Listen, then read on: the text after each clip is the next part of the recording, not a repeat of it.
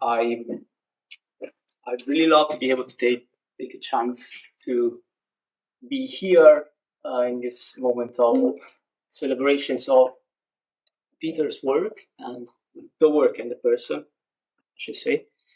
And I would like to begin with a personal note, which is I haven't been knowing about my experience and my personal relation with Peter. I didn't know him before 2019, so I haven't, compared to most of you perhaps around here, I haven't been knowing him for a long time before his passing, but that I think was enough to establish those moments for me as ones of the most career defining, I think you must say, at least from my perspective. And what the memories I keep close at the time spent talking and researching with him are not perhaps professional ones. I think it was mostly, it might sound serious, but it was mostly about the fun and the personal pleasure I had talking to him and spending some time chatting with such an insightful and bright mind. It was not so much what I've learned, but what I have experienced that I think really has left a mark in me. And as we know, as perhaps you'll know, that I think one of the, well, from my angle, I think this is kind of speaking to people, this is quite common opinion. One of the peculiarities of Peter is that he was constantly, the impression I had at least was he was constantly moving forward. He did not give the time to ideas to settle and rest, and we was just moving on to the next step and trying how we can make more progress. I had my fair share of, of problems, and I struggled sometimes to just look at what we've done, the work we've done, and trying to see what actually it is that I constantly find myself moving on to the next step. And I was like that. I was not afraid to bend a little, being the established paradigm or standard theory in order to make problems, even if that technically at times required some a little bit of forcing here and there. He was not free to do that. And what I will be presenting here is more or less, I think it is fair to say, it's a natural outcome of what Peter and I have been looking into during years 2020, COVID years, to 2022. And it has to do with this, it's a talk about local volatility, and it's a joint work with my co-author, Michele Azzone, and Marco Vitelli, who is currently a PhD candidate at the University of Bologna. So it's a talk about local volatility, but really it finds its roots and it's grounded in Peter's ideas. I think one of his latest insight he provided us, or me at least, to it was this idea of really changing perspective on option pricing. Epistemological, I mean the epistemology of it. Instead of trying to set up a model and open it reproduce financial by having some hands-on experience and some groups here and there. Instead of trying to show that it reproduce financial facts starting from the model, or that it provides us with a tractable enough price representation.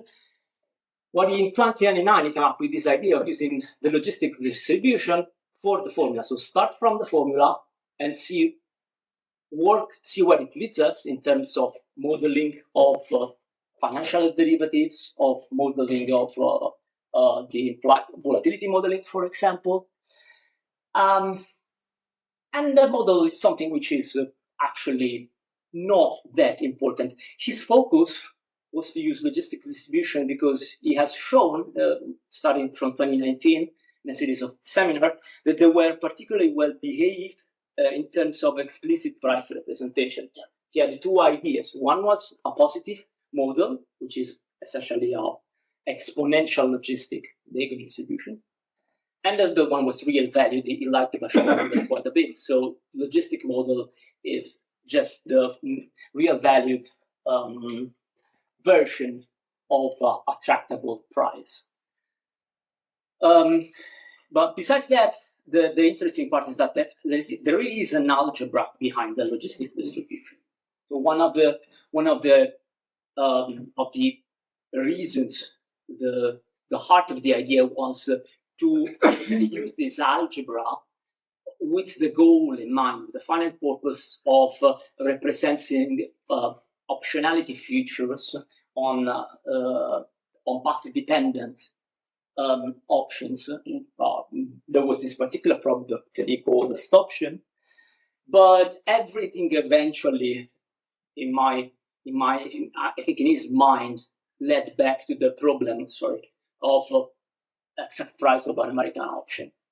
And so there are several works I could cite. So it was not so much into finding the supporting process at the outset, but this is something I actually became interested in while working with him. So given that you have an option price, which kind of model better adapt to it when it comes to modeling, for example, pricing derivative, hedging derivatives, or modeling the implied volatility surface, which is what I have been mostly looking at during this last 3 years.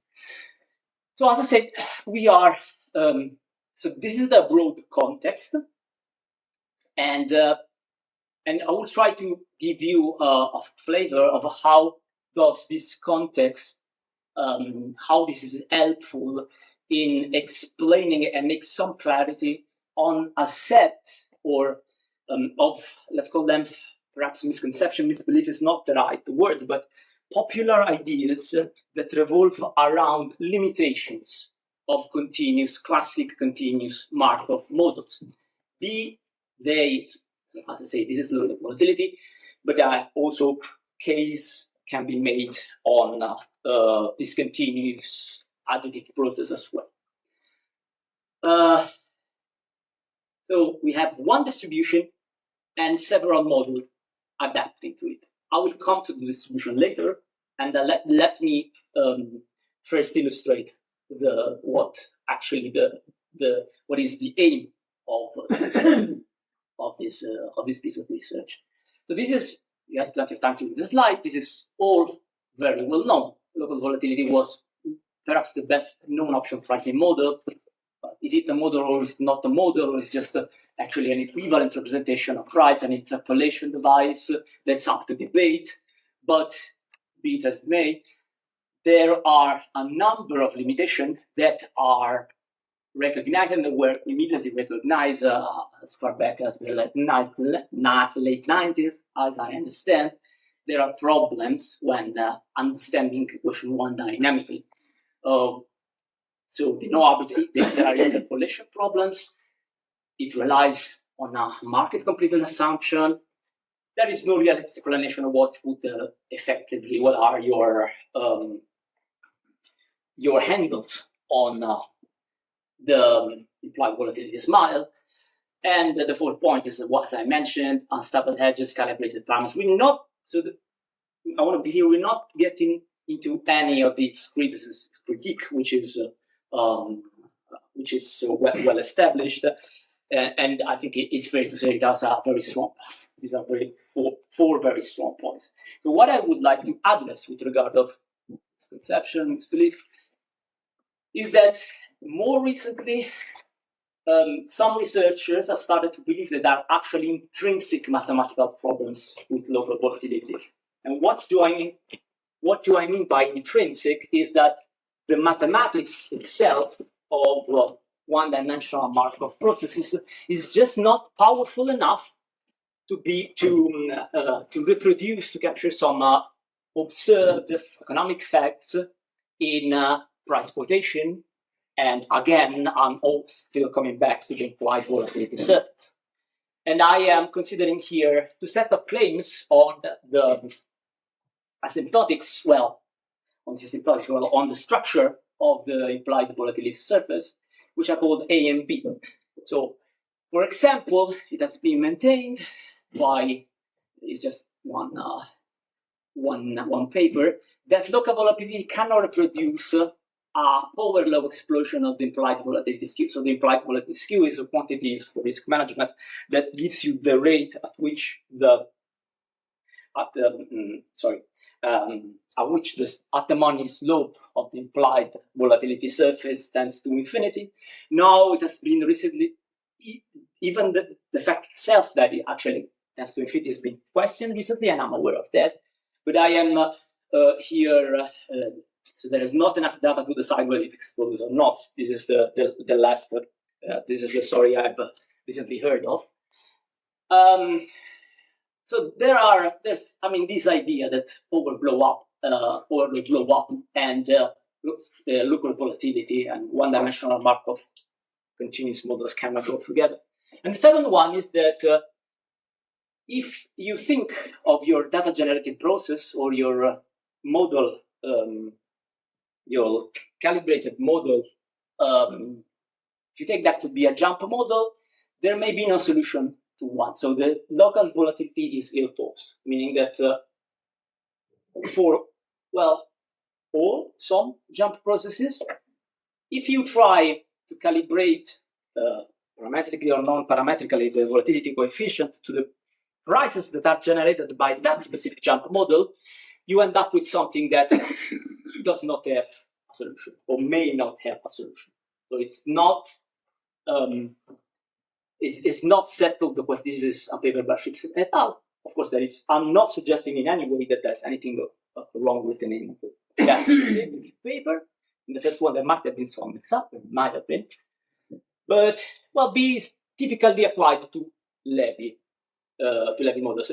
So you see where I'm going. I have one pricing formula that can be generated by two models. So let's say one is a jump model. Let's see if the other one, which is a local volatility model in a short file, is able to reproduce. It actually has a solution. By definition, has the same. Okay. These are the underlying auxiliary assumption you have to make in order to prove claims such as A and B. You already see that there are auxiliary conditions to these claims. Does the power law explode? Well, does the power law explosion of the at the money plus volatility skew be reproduced by the local volatility? Well, let's say that the local volatility is regular, then it cannot. It has been shown. There's nothing wrong with the proof, of course. Possibly, these ideas come from the application because sigma is typically interpolated by using regular function, of course, if you have to make it from a numerical point of view. However, stochastic integration is an L2 theory. Unbounded sigma, as far as I know, and it's easy to come up with an example, actually, simple example, an unbounded volatility diffusion in a of backward equation, a stochastic differential equation is allowed. So you don't have, when you think of the limitation of local volatility, you don't really, if you want to be thorough, you don't really have to be then fully described by this set of assumptions. You might have integrable functions or, you might have singular functions in the definitions of the ST or of a related differential problem.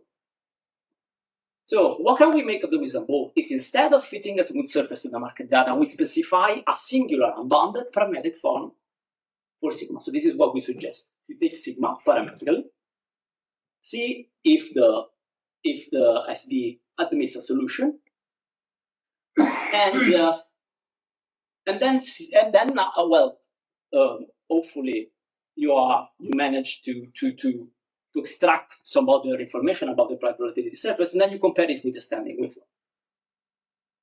how do you do this? This is not easy. I mean, how you come up with a parametric form of also for sigma? It seems to be a really challenging. I would not have any idea. And this is where I link back to what Peter was the first, I think it's fair to say, was the first to, well, there have been some early attempts, but I think I'm not as far reaching as Peter's, to model options first. Because what we do is start from the parametric option prices,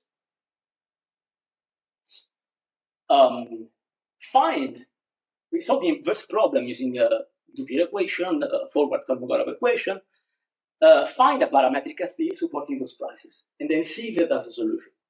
If it does, and it will, for a certain set of prices, so I'm going to introduce, then perhaps the standing wisdom is not as solid. Well, let's put it like that. The standing wisdom does require that set of assumptions. So those set of assumptions are actually those that make the problem that constrains local volatility to the misconception I mentioned before. So this is we have a definition of no arbitrage pricing formula. The setup of this set of conditions are equivalent to no arbitrage, are equivalent actually to the existence of the existence of a martingale, more than one martingale, whose law supports those option pricing. And there are several martingales that do that, and this dates back to the paper of Madame Leora 2002, the 5M paper, and Carr absolutely loved it, who shows several constructions given a set of supporting martingale, given a set of distribution monotonic in convex order. A1 to A5 is just a way of encoding that into option prices. This is the main theorem. The main theorem, so we want to at first, at the outset, we want to establish a theory of SD theory of, let us say, divergent local volatility. So say set a list of conditions for which you can find a working local volatility model, solvable local volatility model, well posed, which is the most general as possible. What you start with that is the argument is essentially a time change one. So you start from a call option. See, number 2 is just the forward equation, call option, forward equation in log coordinates. It's just that. And you assume that the diffusion coefficient here is Lipschitz. So far, nothing at odds with the standard theory is Lipschitz. And then you take a function sigma, which later on will be interpreted as a term structure, which is increasing and absolutely continuous. Then, if you time change it with sigma, well, time change is not the right word here, it will become later. If you time change here with sigma, then this new function is this new expression is again an arbitrary reduced call option pricing, and 3 is the SDE, whose marginals, risk neutral marginals, produce the option price sigma here. So this is what we're going to study. This is given. This is our input, those option prices, with this term structure, which will be then taken arbitrary. And this is the supporting ST. If sigma is absolutely continuous and rho is Lipschitz, then this has a unique solution, strong solution. So the heart, so as you understand, the new part is this one. Sigma, this time change sigma, which is absolutely continuous, hence it is an integrable of a function which is at least L2 here. Well, square root will be L2, sigma is L1, sigma is weakly differentiable. Nothing is wrong, and you can make the argument that the solution exists. So to give you a sketch proof, you first solve rho is Lipschitz, so a strong solution in 4 exists. That's quite straightforward. Since sigma is absolutely continuous, you time change sigma. This is the auxiliarity of the sigma. This is the auxiliary assumption. You time change it with sigma. Sigma is absolutely continuous. Hence, sigma prime exists. You can drop it in. This is an integral. I didn't write it explicitly. I should have. Sigma is the integral of its derivative, instead of its antiderivative, almost everywhere in T. You drop it in, you do the integral substitution, time change, and this is a solution. So now this is a solution of the main SD. And pathwise uniqueness is essentially inherited. At this point, you're changing the filtration as well. So at this point, this is time being just a weak solution, but pathwise uniqueness is inherited from this one. So if you wanted, the theorem is not very deep. I'm just setting the assumptions that you need to have in order to make something like this work. Okay, so the plan. So this is the main. Is really the main point, the catch of. I think the catch of the talk is this: absolute continuity. Continuity is critical. So I am the sigma prime has singularity, can have singularity, yet be integrable, and implied volatility can actually explode. So what we do is start from a set of no arbitrary significant distribution, the gold prices, calculate rho here, the diffusion coefficient of the time unchanged auxiliary model, here, calculate rho. Show that the theorem is satisfied for this specific choice shortly, and then observe that rho is unbounded, as I promised, and conclude that A and B do not apply. Because we have because the SD is well posed. The SD is well posed. Well, the SD, there's a bit missing here. I will still have to show that the implied volatility properties we're trying to reproduce are actually found in this model. Well, I mean, the first step is actually showing that for a specific choice you have a well-defined of gold prices, you have a well-defined SD which has a singular local volatility. Okay, so what do we choose? This is actually seems to be a little bit daunting at first, but the choice we make, and we started from this, is the generalized beta additive model. So the generalized beta additive model stems from an idea of the late 90s, which says, okay, let's replace in the Black-Scholes formula other special function for the moneyness probability. So what FSGL that you see here, number 5, is the equivalent are the risk neutral and shear measure moneyness probability of a distribution which is a skewed Black-Scholes, general address beta. You can think it as a skewed, fat-tailed, skewed Black-Scholes. And it has another property. The property is this law, well, its logarithm, the generalized logistic type 4 distribution, are infinitely divisible, which suggests the possibility that an additive model can be fit to those distributions. And this is exactly what we proved, my co-author and I proved in 20 recently. So we have a jump model. We have its law. We know the law is actually a martingale model. We have the law. We know that the law actually reproduces very well the implied volatility surface. And starting from that, this equation 5, we try to fulfill our program, which is, this is the C I want to feed into the main theorem. So I want to take C and C sigma and see if it actually fits the paradigm of an exploding, well-posed exploding ST. So you see, just a little bit on the parameterization, you see that there's a sigma popping up, and this sigma is exactly the sigma that we need in order to make. This is a scale parameter, which is the very same parameter we need to make the theorem work. And it does recover the Guma model of that Peter originally introduced in 2023. So there was no, by then there was no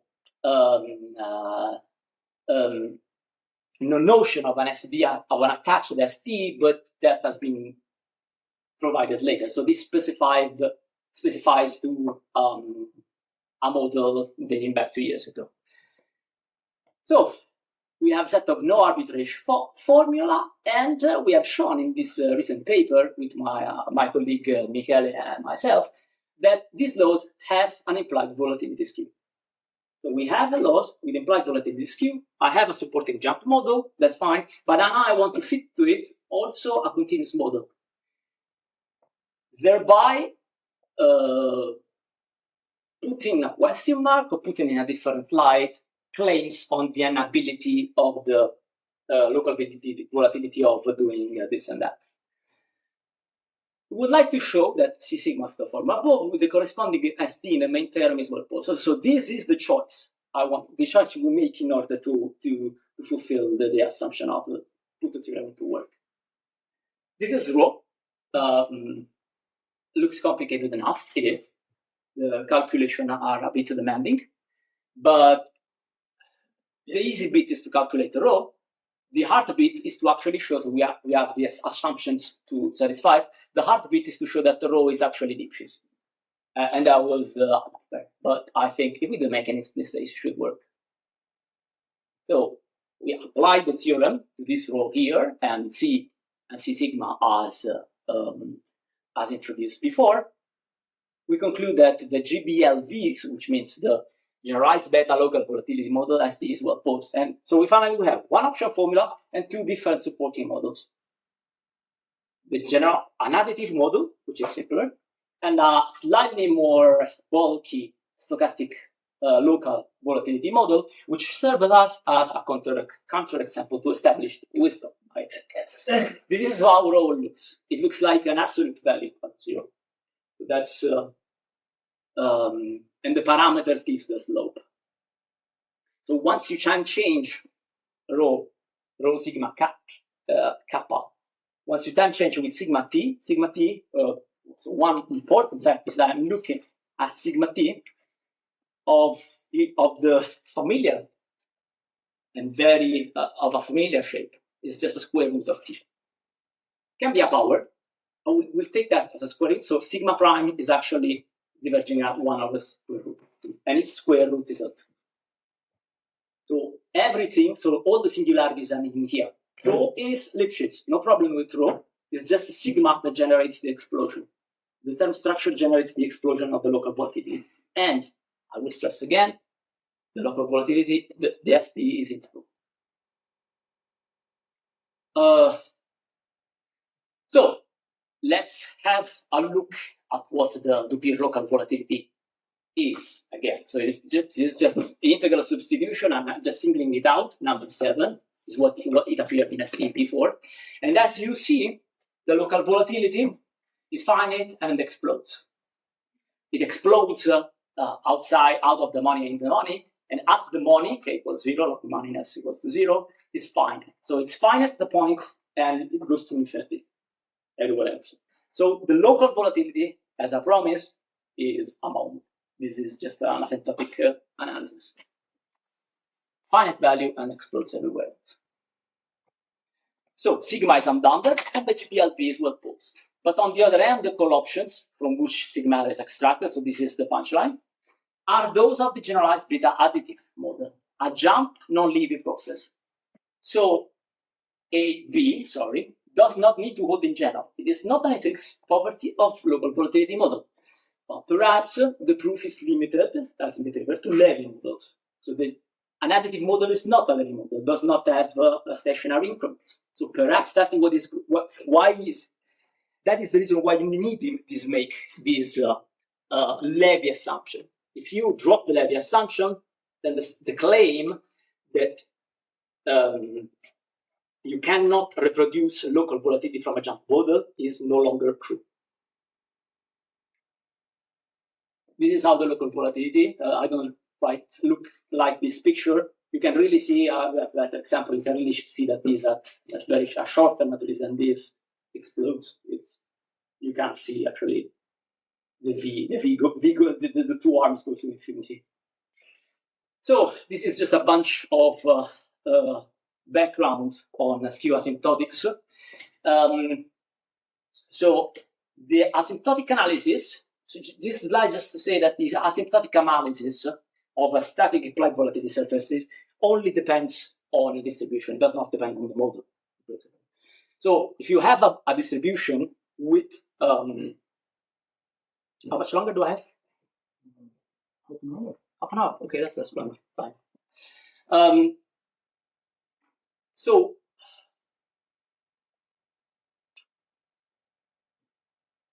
the volatility surface asymptotic only depend on traded option prices. So here is the point. This is a theory that was explained early 2000, mid 2000, by Michael Roper, Rutkowski, Rogers, Michael Terranci, and others. Peter Tanto as well. So if you look at the model prices of certain traded products, such as digital call options themselves, covered call positions, if you manage to so the asymptotic, and you manage to work out the asymptotic, the large, I'm thinking asymptotics, maturity asymptotics. If you manage to uncover the asymptotics, then there are formulas that from the asymptotics of the price lead you immediately to the asymptotic of the implied volatility. So there's a set of results. They're spread over several papers, but I think this is not very well recognized today. Perhaps, kind of this wisdom. It occurs to me that it's left a little bit buried. But it is exactly what we need, because we have explicit formulas for it. So we start from the option. This was Peter told us. Start from the options instead of the model.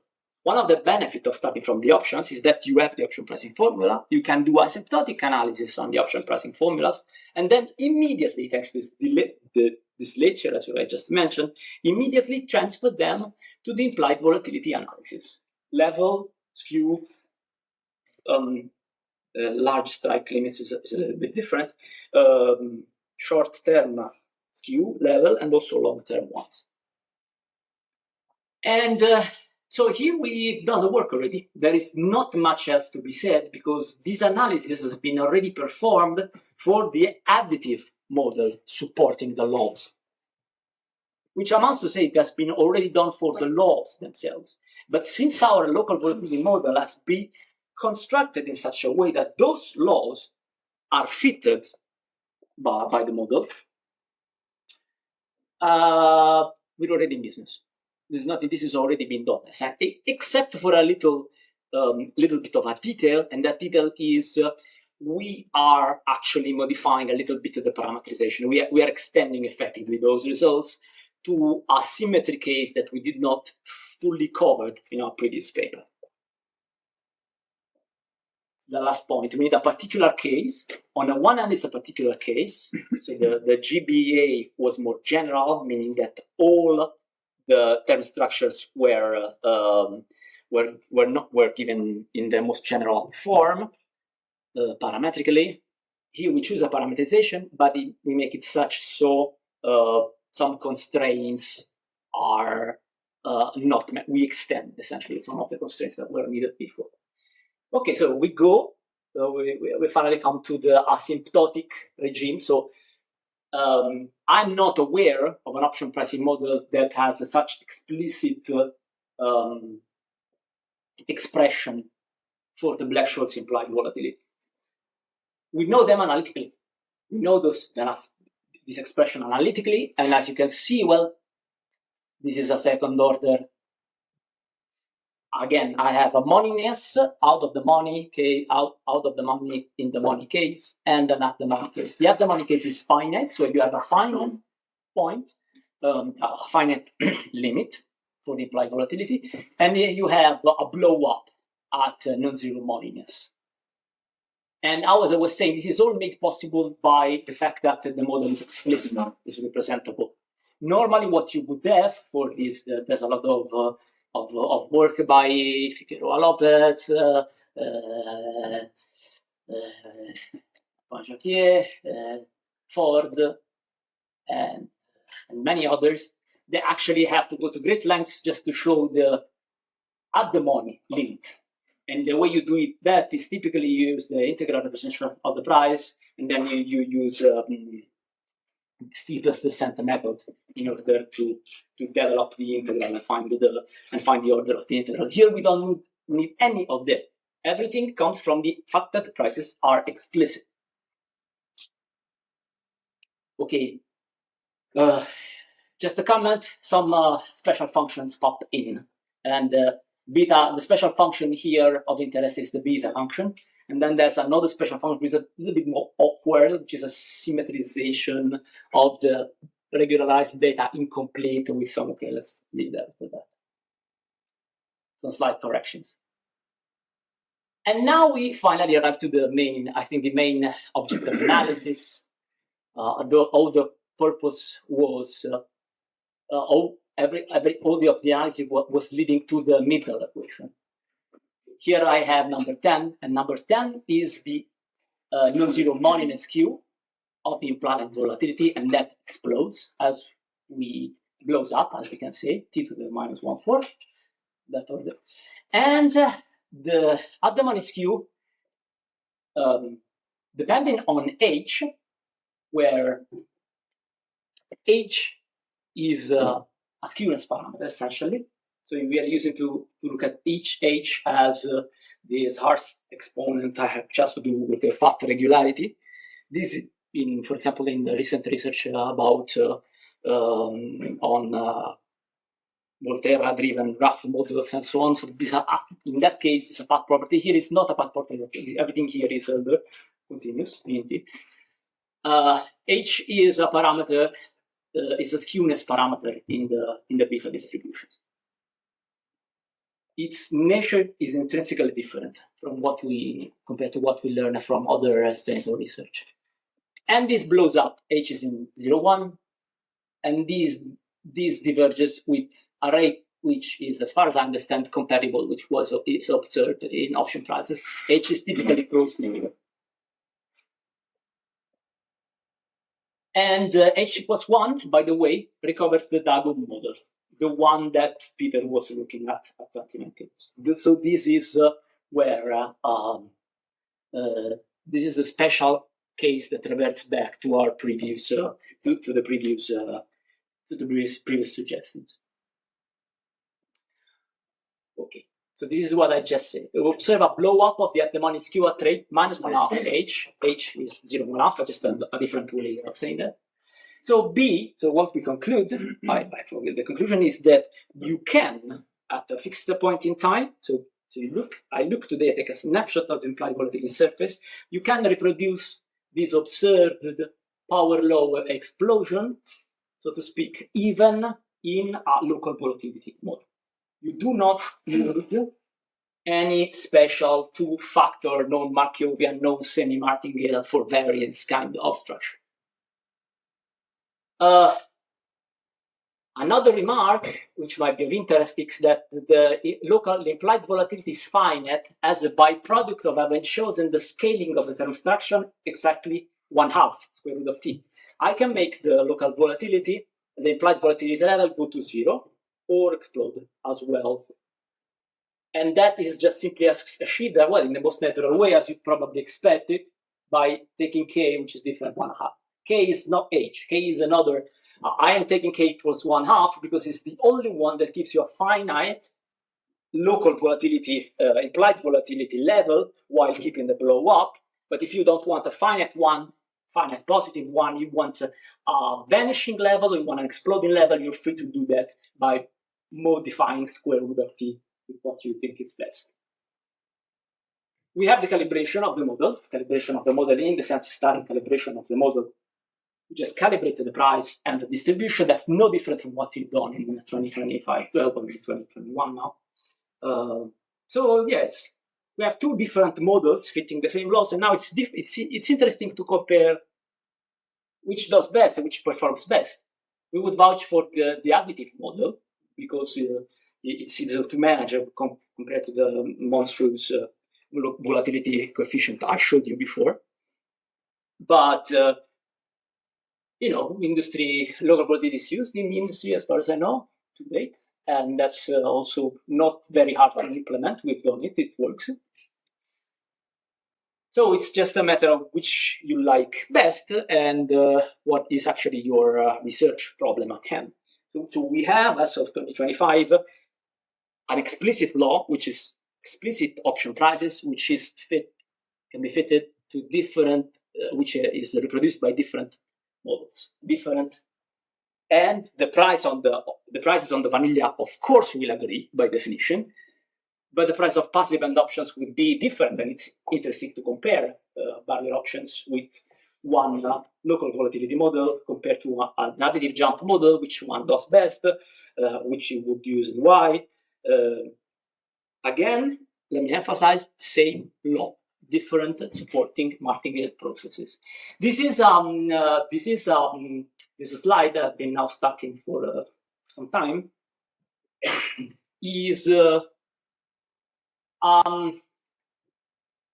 it's a numerical test of our asymptotic regimes. So on the left-hand side, you have the approximation of the implied volatility level. So this essentially, let me go back here. This equation 9 at the money, compared to the simulations. And that's for time to maturity going to 0 in log scale. And it works very well. And what even works well is the approximation of the skew explosion. So you see that the negative, it goes to minus infinity, the skew goes to minus infinity, is blowing up in absolute value as it should. And already at log tau equals to 0, we have a very nice match of the blow, numerical to approximation.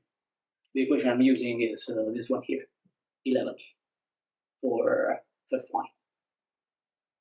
H equals 1 is the Dagon model, and it's not interesting. By the way, the problem with the Dagon model is that it's not for option pricing model. This inequity is not perhaps not viable since it is flat. You can show it's both symmetric and flat. It has no skew, but that's the minimum, and there's no skew, and arms are symmetric. Right. So let me shortly wrap it up. We have introduced the generalized beta local volatility model that has many features. It is a fully analytic local volatility model. Correct me if I'm wrong, I don't know of many others. We introduced that and we proved that the ST is actually, we didn't just write an equation without discussing questions of well-posedness. We introduced it, and we showed that it's well-posed using a general theorem, and it is explicit. It has explicit prices, explicit local volatility, short maturity regimes, and implied volatility, short maturity regimes as well. So what it makes it stand out, and what I think is the main feature, so we do build the local volatility model exploiting the exact price to model paradigm. First prices, and then see if a martingale fits it. And as it happens, the local volatility coefficient that fits it is singular. And yet the equation is well posed. This is exactly throws a spanner in this argument. Well, local volatility has no skew, has no implied volatility skew. Well, it doesn't if you assume that the volatility is bounded or regular bound. If it's not, then you can this is a counterexample that you can have an exploding skew. It has this is what I call the wisdom A. The third point is that this process, this local volatility process, has the same law as that of a jump model, and capture, as the additive model does, explosion of the skew of short maturity, which is something that when you introduce these new models, it is somehow a bit bluntly used as a reason to introduce these new models, new research, saying that local volatility doesn't work also from a surface, implied volatility surface fitting perspective. Well, that's not entirely accurate. That's what we're saying, I guess. It serves as a counterexample of some general claims, even though I have to be more precise. There are other claims, there are things that you cannot do with this model. I'm not saying that that you can get away in any case, any modern question about implied volatility, you can get away with the Markovian model. This is not the case. And I've been talking with an expert recently, a very productive exchange of emails. What you cannot do, perhaps with this machinery, is reproduce the dynamics. So valuation time moving forward, you cannot reproduce the dynamics of local volatility or of implied volatility using a Markov models. But if you just look at implied volatility and you have and you pose yourself the question of skew explosions statically can be reproduced using a continuous Markov model. One-dimensional Markov. It serves as a counterexample of some general claim, this is what I just said, about alleged limitations of that view that were possibly influenced by the regularity assumptions. So that's what we are our main, or we suspect. This is just a matter of discussion. It's not really part of the contribution, that possibly the fact that you have to look at implied volatility as a fitting device rather than a parametric model, because effectively what we're doing here, if you look at this from an applied perspective, is saying try to specify your local volatility parametrically. So you fit parametrically a distribution, you choose a distribution, you fit its parameters, and then you translate it in a local volatility model, which is not something that is commonly done. What is commonly done is just using interpolation scheme for constructing, operationally constructing the local volatility. Other properties, which are not in this talk, is that we have a Monte Carlo scheme. And the question becomes then, well, how do you do a Monte Carlo scheme if you cannot, if you're, let's say Euler, how do you actually do Euler on this? Sigma 0 is not fine, right? The local volatility times 0 is not. How do you do that? Well, when it comes strongly into the picture is that you know the law of the first increment. So you do a mixed scheme where the simulation of the first step is exact, and then the other one are Euler, and then see how it converges. We have to prove that. Maybe we work on that. So, but that is the idea. The local variance is not a semi-martingale, so this gets into the question martingale versus non-semi-martingale variance models. Some people have argued that semi-martingale models for the variance, continuous semi-martingale is not good, which makes a case for jumps on the one hand. But then, so you see, or jumps or non-Markovian, non-semi-martingale variance factors.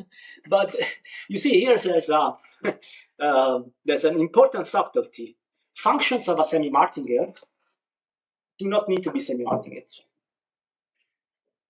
So of course, if you take a regular function, as usually is the case, coming back to the standard case, if you take a regular function, you will have a semi-martingale. And this is this is what is challenged by some literature in economics. But if sigma is soluble, as here, then you can very well have a function of a semi-martingale, so sigma of st, which is not semi-martingale. So an unbounded local volatility probably achieves this. We will try to calculate the quadratic variation of the local volatility, and it's not finite, it explodes. So probably it's not semi-martingale. Also, we have a small time CLT, and the limit is not Gaussian. The small time regime, the small time limit for this process is not normal, which is also, so you would expect continuous model to have Gaussian limits, right? This is the usual hand-waving argument. If you freeze, then it's instantaneously normal. Well, it is instantaneously normal if it's regular around zero. But if it's not regular around zero, all bets are off. In fact, what we have, the limit is just it's a game of generalized beta type. The limit is again a generalized beta law, symmetric. That's the difference. So these laws are not symmetric, but if you go deep enough, close enough to maturity, then you will recover. You will recover symmetry.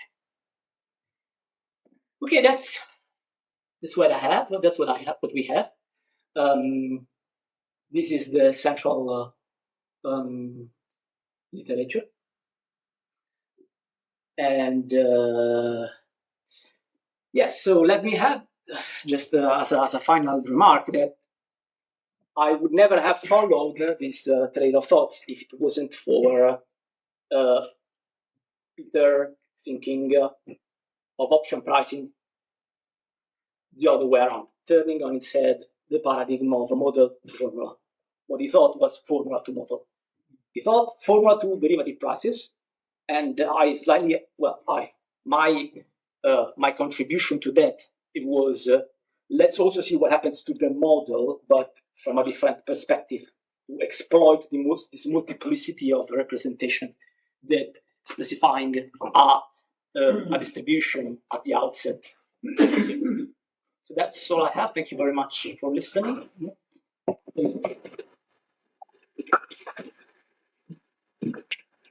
Is there any question for Lorenzo? Don't be shy. Yes, please.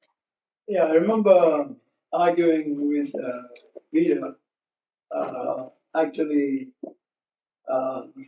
just 1 week before he passed away, we were, and I wanted to show him some stuff, and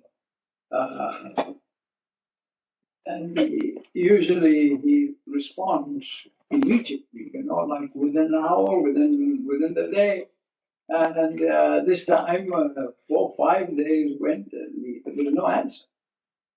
And I called him up and I said, "What's going on? How come you haven't answered?"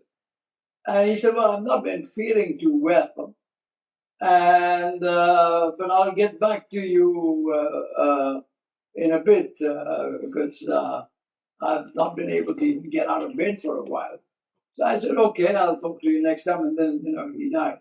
That weekend he passed away.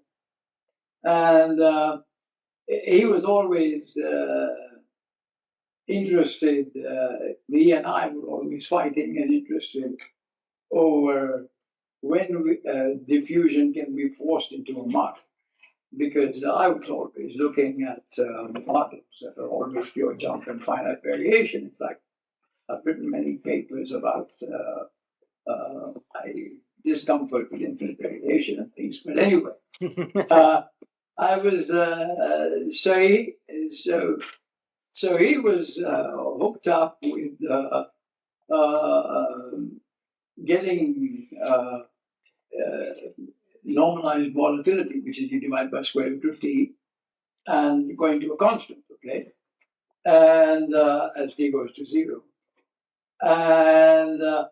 And I was just going to present him with data on this, that the normalized vol in markets, okay, if you look at it, it's most of the time going to 0. Okay, as time goes to most of the time going to 0. However, in all times of financial crises, the prices are not falling that fast, and the implied vol is always going to infinity. The localized implied vol is going to infinity. And I was going to argue that for it to go to a constant, you have to have a knife edge, namely that the rate at which the prices are going to 0 has to be exactly 1/2. Okay. If it's an epsilon below 1/2, it's going to go to 0. If it's an epsilon above 1/2, it's going to go to infinity. And in reality, instead of being 1/2, exactly 1/2, I mean 1/2 plus 0.0 is nonsense. Okay. to have a model that is telling me that. So I said, no, diffusion is out, because you can't have exact one out. Okay. So I was just reminded of that in your talk about producing models that where the antimony implied more normalized is going to infinity or zero. And just saying, I have a commonly that in I the have a data reaction. you either have infinity or zero, never one half. I agree. I have a reaction of that. I have two reactions to that. The first one, the divide. This is my viewpoint. I can't say it's Peter. I can say I cannot attribute that by any way. I cannot attribute these words to him. My thought is that the distinction between the distinction between jump and largely and local volatility model, in my mind, is largely artificial, meaning that it depends on which problems you're looking at. For some problems, there is really the distinction is really blurred. So what I'm trying to convince you that for some purposes, all you care about is really the option price distribution over the process. And then which process works best depends on what you have to do. So I'm ever suspicious of every sentence that says this model cannot do that, right? This class of models cannot do that, because this comes with assumptions, just like here, right? It is much easier to say what a model does than what it does not. This is what I think. It's to exclude everything, something a priori is a very, very risky and hard challenge. The second one, concerning your implied volatility, I think the central slide is here concerning your comment, which makes a lot of sense on why do you want and how you defend always constant normalized volatility. I personally, I am very agnostic. I have no special opinion about whether it goes to 0 to infinity. The way I can tell you where that information is embedded in the model, and that is in the square root of t here. But this parameterization has the flexibility to embed any circumstances you just mentioned. If you take this square root, and this is the slide, if you replace that square root with, where is it? Yeah, with another k, which is different from 1.5. You will have a vanishing. If k is more than 1.5, you will have a vanishing. If k goes to 1.5, you will have. So that is a little bit beside the point. It just gives you the limit of the level. But in this framework, level and skew are to a large extent disentangled. So you can have explosion of the skew and any behavior of the node at any rate, essentially. Any other question? Okay. I would have one about calibration, but we want to be on schedule, so I will ask you later. Thank you very much. Thank you again, Lorenzo. Now, we will now have the coffee break.